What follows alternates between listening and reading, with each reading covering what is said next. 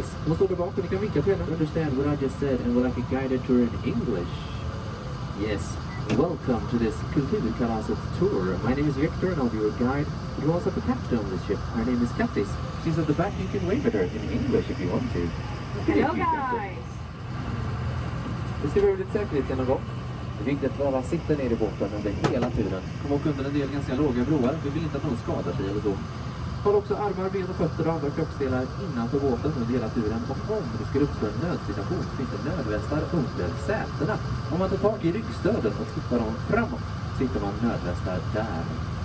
So, please everyone remain seated for the entire tour. We're going to pass under some quite low bridges and we don't want anyone getting injured. Keep your limbs inside the boat at all times and please don't touch the bridges. In an emergency in which we need life jackets, they can be found underneath the seats. We grab hold of the backs of the seats and tilt them forward and you'll find them there. But our captain will let us know if that will be necessary. She'll say, put on life jackets please, or something like that. Then you know it's time to put on life jackets. Alright, let's go.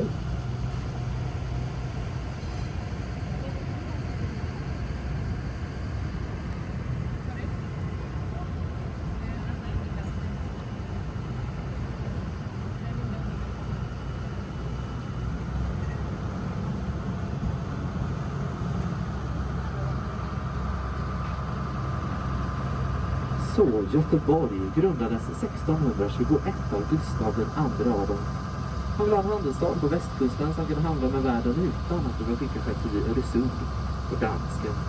Det här är inte första försöket till en handelsstad på västkusten. Kungens pappa Karl den 9:e byggde en stad som han kallade Göteborg på andra sidan älven faktiskt. Men den kom dansken och brände ner 1611. De gjorde ju så ibland. Gothenburg was founded in 1621 by King Gustav Adolf II, who wanted a trading city on the west coast of Sweden so he could trade with the world without having to send ships past Denmark. This was not the first attempt at a trading city here though. The king's dad, Karl IX, built a city that he called Gothenburg on the other side of the river, but the Danish came and burnt it to the ground in 1611. Man byggde den här staden, den heter Holländare. Och visst man byggde i sandmark. Här kan man se staden påminner lite grann om till exempelvis Amsterdam. This version of Gothenburg was built with the help of Dutch people who knew how to build in the wetlands. It's very muddy and swampy around here. So in some places you can see that the city is a bit inspired by, for instance, Amsterdam. Vi åker nu på vallgraven som låg på stadsmuren och man ser till vänster är den nedersta av en stadsmur som är kvar. Stora delar av den revs under 1800-talet så att stan kunde växa utöver sina tidigare bredda. We are now boating on the moat that lay outside the city walls. What you can see on your left-hand side is the bottom portion of city walls after remains, because most of it was torn down in the 1800s so the city could expand. Det var ju en ganska internationell stad i Göteborg. Här fortfarande, kan man hävda. Det var holländare som byggde den ligger i Sverige. Sen kom dit tyska handelsmän och skotska timmer och järnarbetare. It was quite an international city, Gothenburg. Dutch people built it, light in Sweden.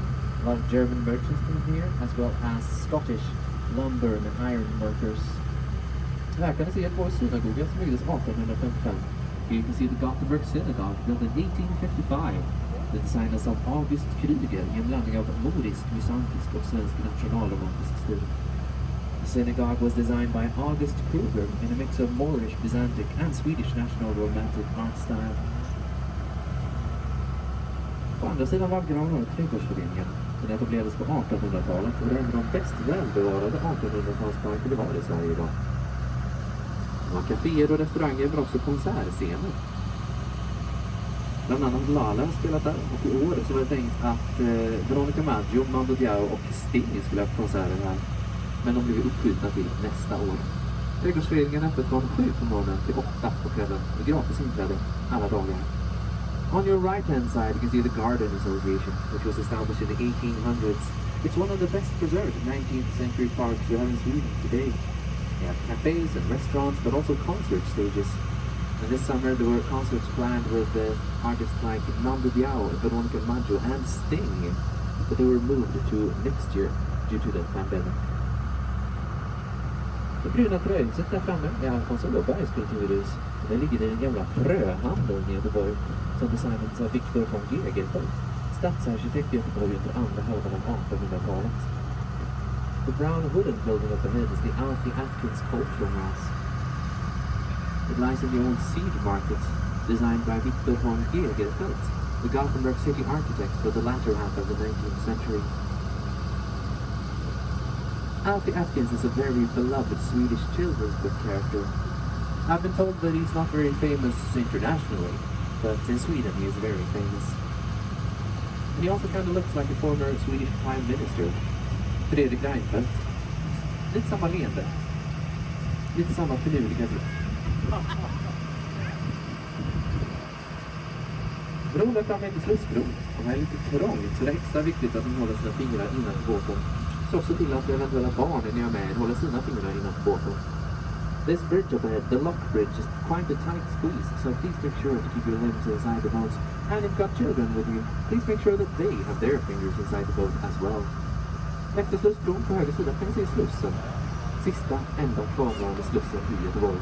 On our right hand side after this bridge we can see the lock, the last remaining lock in the city of Gothenburg.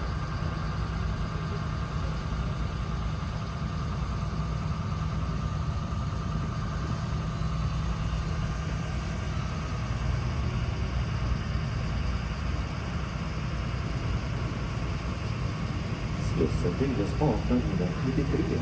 Den används faktiskt än idag, bland annat av oss på Paddan faktiskt. Bland annat betyder det för fattighusår som kallas portugisiskt berg.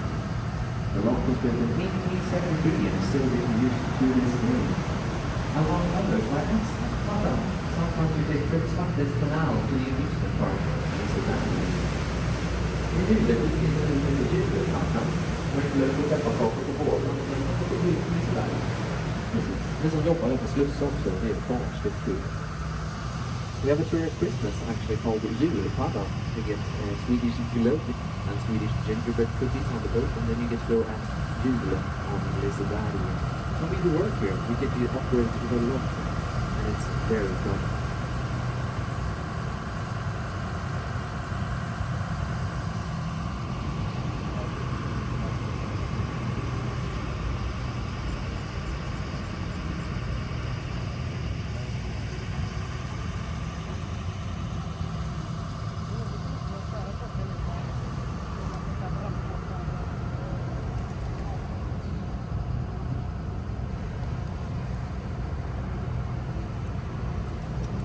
Ja, det danska flottan ska ut och köra. Vaggar, vad funkar den? Uppe till höger har vi Drottningtorget, där uppe centralstationen och posthotellet bland annat. On our right hand side we have the Queen's Square, where you can find the central station of Gothenburg and the Post Hotel, for instance. Vi kan höra någon som sjunger i bakgrunden. Det är så att Göteborgs stad anlitar musiker varje sommar för att fylla Göteborgs gator och torg med musik. Väldigt trevligt. You hear somebody singing in the distance, and the city of Gothenburg actually employs musicians every summer to fill the streets and squares of Gothenburg with music. Från centralstationen kan vi ta en buss eller spåra till nästan vilken del av Göteborg som helst. Till exempel kan man ta linje nummer 11 mot Saltholmen, åt det där hållet. Då kommer man hela vägen ut i skärgården till färjeläget. Man kan ta färja vidare ut till öarna. From the central station you can take a bus or a tram to almost any part of the city. For instance, you can take tram line number 11 towards Saltholmen in that direction, which will take you all the way out into the archipelago of Gothenburg onto a ferry quay, where you can go further out onto the islands.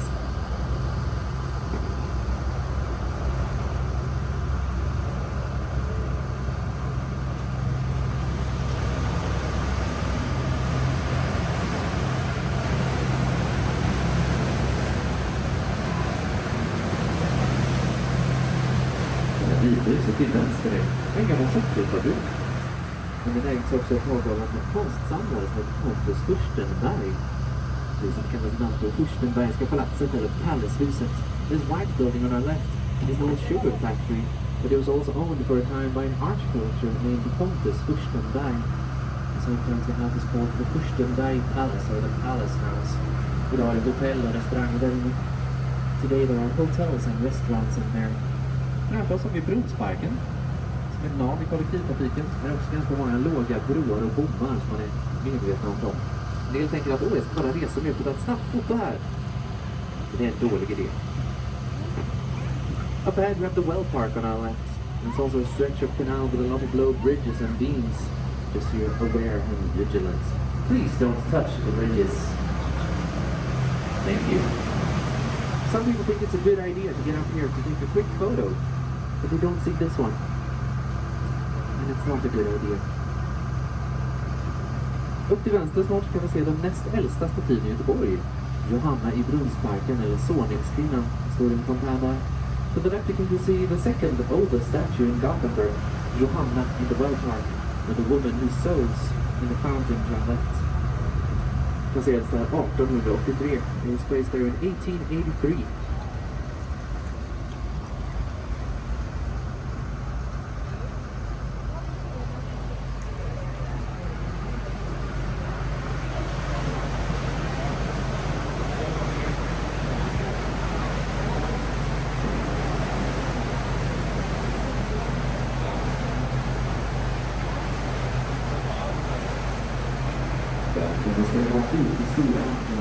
Welcome to the Gothenburg Harbour Canal. På den högra sidan är Gustav Adolfs skog och den står staty av stadens grundare, Gustav II, och det är den äldsta statyn i Göteborg. On our right we have the Gustav Adolf Square and a statue of the founder of the city, King Gustav, and it's the oldest statue in the city. Det är faktiskt den tredje statyn man beställde. Den beställdes från Rom och den första den blev felgjuten, så den ville man inte ha. Den andra den sjönk på transporten hit utanför Tysklands kust. Det är den tredje man beställde. Vi har Gustav II Adolf, the tredje. That is actually the third statue that we ordered, because the first one was miscast. It was made in Rome and they didn't want it. And the second one sank on the way here off the coast of Germany. So they ordered the third one. That is Gustav Adolf II, the third. Och i stenläggningen på torget har de lagt in en karta också över det Göteborg såg ut från början med alla ursprungliga kanaler. En del har ju fyllt sen idag för att göra vägar istället. In the paving of the square, the Gustav Adolf Square, the map of what Gothenburg used to look like originally, with all its original canals. Här framme fönster har vi en installation som minnar de som har dött i coronapandemin i Sverige. To the left we have an art installation. It's a memorial for the people who died from the corona pandemic here in Sweden.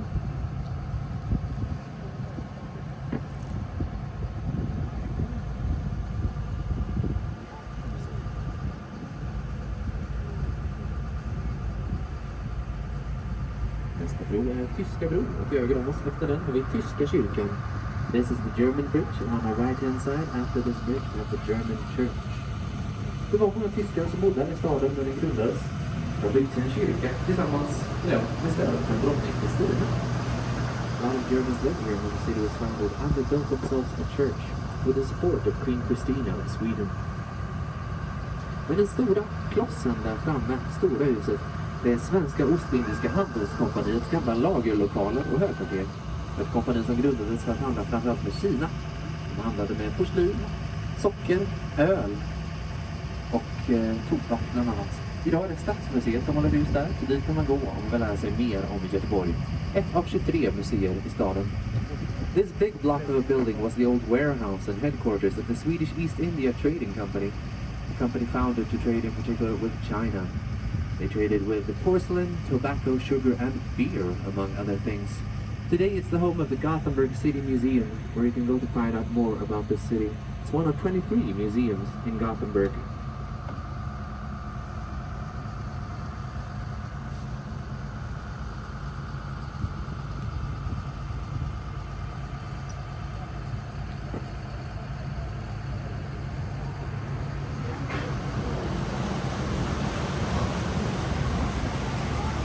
Sista huset i datorn med flaggan på taket är residenset. Byggt 1651 av generalguvernör Lennart Torstensson. Det är det äldsta bebodda huset i Göteborg. Där landshövdingen bor idag. Men genom historien är också där som kungen har bott när han har varit på besök i Göteborg. Så huset kallas ibland för Kungshuset. När nu levande kungligheter är i residenset så byter de ut flaggan på taket. Från Västra Götalands flagga till Sveriges flagga. The building with the flag up ahead on the roof is the residency, the oldest residential building in Gothenburg, built in 1651.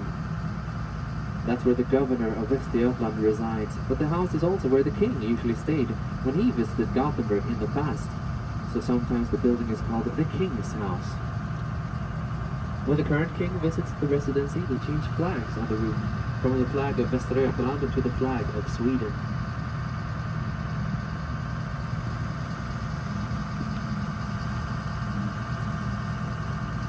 Två ganska låga broar framför oss. Får nog klara er utan att ducka, men bara så att ni återigen håller er i en sittande position, vad man ska säga. Two quite low bridges ahead. You'll probably be safe even if you don't duck, but just so you don't get up after the first one and before the second one. Och den andra bron, den gröna där framme, den har ett speciellt namn. Det finns en ledtråd till brons namn i taket under den till vänster. The green bridge up ahead has a special name, and that's clue to the bridge's name in the roof underneath it to the left.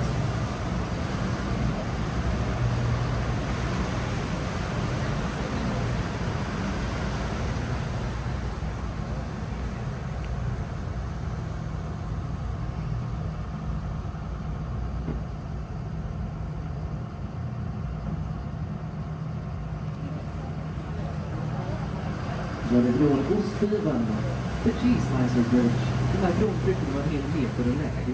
Man kunde höja upp den. Man blev skivlad om man kunde där. That bridge used to be an entire meter lower. You had to raise it up. Just with its slice, like a block of cheese. When you went underneath it. Välkomna ska ni vara ute i Göteborgs hamn och ut i Göta älv. Skandinaviens största hamn och Sveriges största älv. Welcome to the Gothenburg Harbour and onto the Göta River. The largest harbour in Scandinavia and the largest river in Sweden. Älven flyter från Vänern i norr till Kattegatt i söder. Så kommer dit komma till Danmark och lite dit komma till Stockholm via över kanalen. This river flows from Lake Vänern up north to Kattegatt down south. So if you go that way, you go to Denmark. And if you go that way, you can go all the way to Stockholm via the Göta Canal. Här på stentiden, med färjeläge till vänster, står det Delaware-monumentet. En kopia av det. Originalet är Delaware i Wilmington. On the stenpier to our left is a ferry quay. You have a monument of the Delaware Monument. It's a copy of a monument in Delaware, Wilmington. Monumentet föreställer Kalmar och Lyckel som var det första skeppet som tog sig till Amerikas östkust. Vindarna första svenska kolonin där. The monument depicts Kalmar och Lyckel, the first Swedish ship to make it to the east coast of America. Det finns ju över 340 offentliga monument och statyer och skulpturer i Göteborg. Och på konstkartan.se/Göteborgskonst, ska man hitta alla de här. There are over 340 public monuments and statues and sculptures in Gothenburg. And over 100 of them are in the center of the city.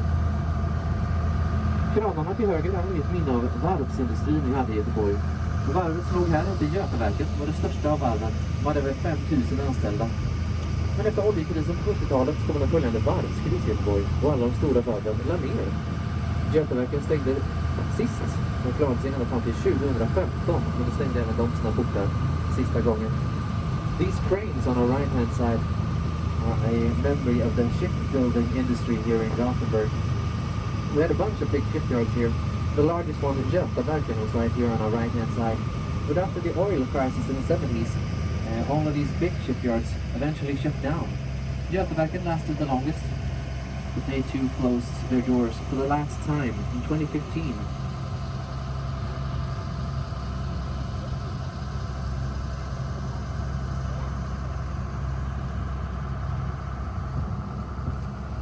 Tittar ni till vänster kan ni se ett brunt hus och ett rosa hus som står sida vid sida. Om man kikar på noga på dem kan man se att de lutar lite grann. Och det är för att de har sjunkit ner i den göteborgska leran. Kommer stå och luta lite grann tills de inte står alls. If you look to your left you can see a brownish building and a pinkish one standing side by side. And if you look closely you can see that they're leaning slightly towards each other. That's because they have sunk into the Gothenburg mud. There's nothing to be done about it, so they're going to stand there leaning until they don't stand at all. Vi ska alldeles strax upp under den lägsta bron på den här åkturen. Den är väldigt låg. Vi kommer behöva ducka med den här bron. Dels för att vi inte ska få i huvudet som någon av oss. Men också så att kattdisken ser och styr ordentligt. Också svårt att avgöra exakt hur lång är den här personen som sitter längst fram. Så då har man duckat lite extra. We're going to go under the lowest bridge in this tour. Maybe the lowest bridge in Gothenburg actually. So you all have to duck. And duck a little more than you think that you need to. Because we duck for two reasons. Firstly, so that nobody hits their head on a bridge, obviously. But also so that captives can see properly. And it can be a bit hard to judge exactly how tall the people at the front are. Så duck a little more than you think that you need to. Den här bron kallas för frisören. Hur man inte här kan man få sig en ny frisyr. This bridge is called the hairdresser. Because if you don't duck, you might get a new haircut. So, here we go. Bron som kommer efter frisören heter såklart hårtorken. The bridge after the hairdresser is of course called the hair dryer.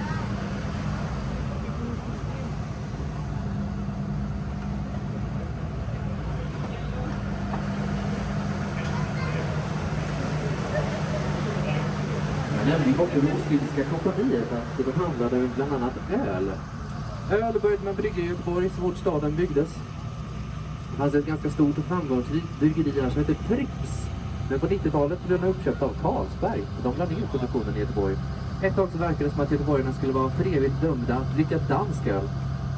Men sen så började trenden med mikrobryggerier. Det första mikrobryggeriet Dugges öppnade här 2005. Och då har vi ett gäng framgångsrika mikrobryggerier. Bland annat Oceanbryggeriet, Dugges, Hoppels och Stigbergets bryggeri. I'm mentioned by the East India Trading Company warehouses that they traded in, among other things, beer. And we started brewing beer here in Gothenburg as soon as the city was founded. And there was a very successful big brewery here called Pripps. But in the 1990s, they were bought by Carlsberg, the Danish company. And they ended production here in Gothenburg. And for a while it looked like the people of Gothenburg would be doomed to drink Danish beer for the rest of their lives. But then the trend of microbreweries started, and the first microbrewery opened in Gothenburg in 2005. Dugges. And today we have a bunch of different successful microbreweries here. Among them Dugges, Hoppels, Stigbergets bryggeri and Oceanbryggeriet.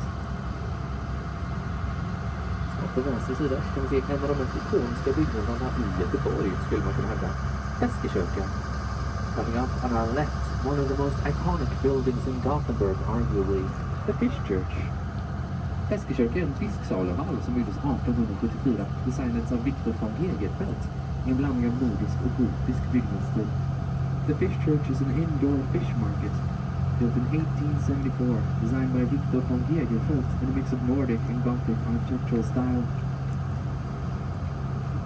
Den är tyvärr stängd för renovering, ska öppna igen 2023. It is unfortunately closed for renovations. It's going to open up again in 2023. Det är heller ingen riktig kyrka, ska jag poängtera. Det har hänt att folk gift sig där. Men det är väldigt dyrt, det kostar flera lax. Men då är det en all inclusive. Nej, Victor. Får det räka? Det är inget val, det står i mitt kontrakt. Vad är det? Ja. En del tycker att det luktar fisk här vid Feskekörka, men guiderna på Paddan tycker att det luktar främt. Lång väg. Till höger, som en byggarbetsplats. Och Haga.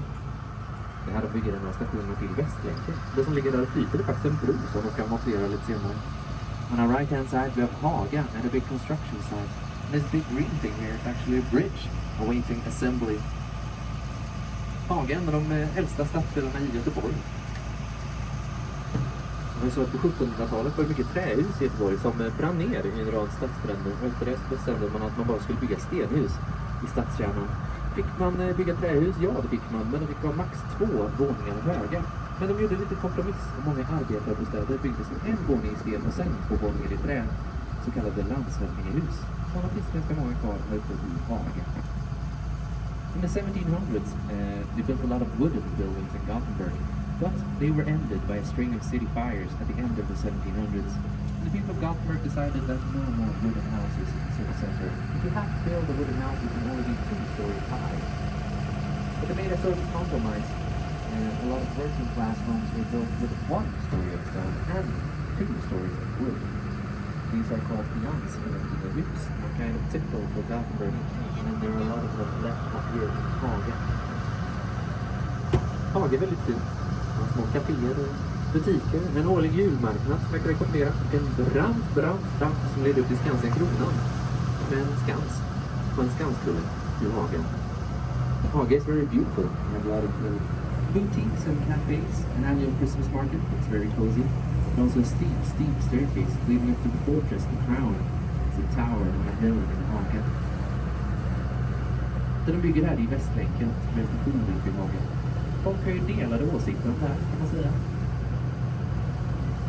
Sammanfattar det så. Det ska vara klart någon gång i framtiden, säger man. 2030, 2035, beror på lite vad man frågar tidigare. Man har olika svar. What they're building here is a station for the West Link. It's a communication project here in Gothenburg. It's basically a tunnel under the city where people have mixed opinions about it. Very mixed. It's going to be finished in the future at some point. 2030 or 2035. You get a different answer depending on who you ask. Yeah, in the future, probably. Parken på den högra sidan är Kungsparken. Den är så kallad trädbibliotek med ett av varje naturligt förekommande träd i Skandinavien representerat. The park on our right hand side is the King's Park. It's a so-called tree library, the one of every kind of naturally occurring tree in Scandinavia represented. Ligger lite från jordvallar som är alltså försvarsverkar i staden. Jag hade en stadsmur som var 7 meter hög, en vallgrav, jordvallar och sen en till vallgrav. En väl försvarad stad. The King's Park lies on the earthen mounds, earthen walls we had as part of the decon structure here. Because we had a city wall that was 7 meters high, a moat, some earthen walls, and then a second moat. You can never have too many moats, really. The more, the merrier.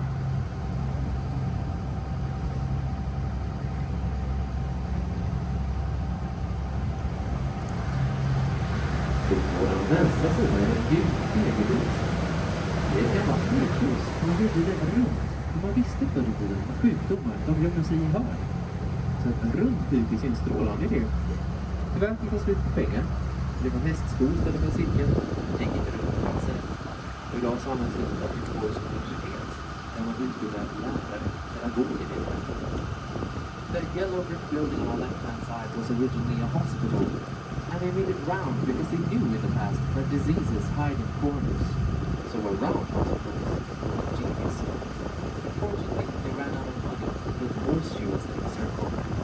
Now that the ones used by Gothenburg University, that's where they educate teachers.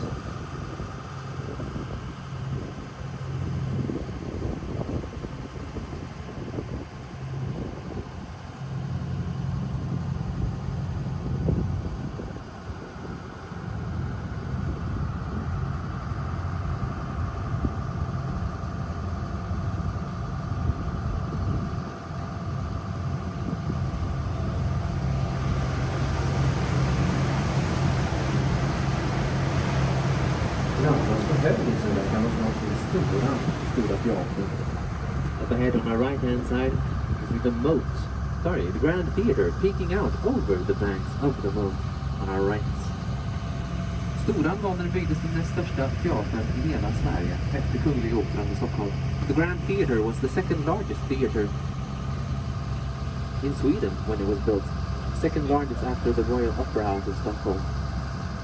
Storan ligger vid ena änden av Avenyn och i andra änden av Avenyn har vi Göteplatsen. Där hittar man bland annat konserthus, konstmuseet, stadsbiblioteket och statyn på Swden som är lite av ett landmärke i staden. The Grand Theatre sits at one end of the King's Gate Avenue and at the other end of the avenue of the Göta Square. There you can find the City Art Museum, the City Library, a concert hall and a statue of Poseidon, just a bit of a landmark here in Gothenburg. Men en annan staty av en karaktär från grekisk mytologi har ni redan där fram på hörnet. Det är Prometheus. Han som stal eld från gudarna för att ge upplysning, kreativitet och konst till människorna.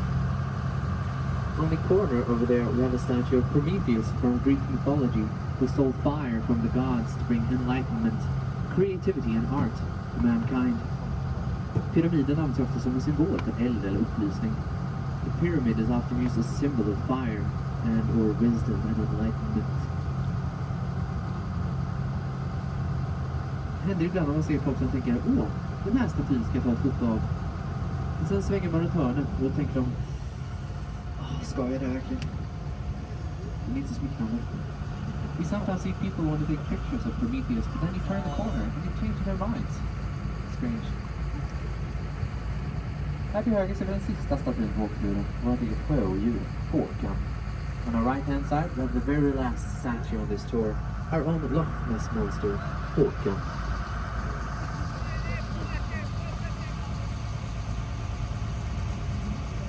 Det är fråga om den där restaurangbåten som ligger där borta. Det är en flytande det var en flytande restaurang som heter Floating Saigon. Den hette Floating Saigon.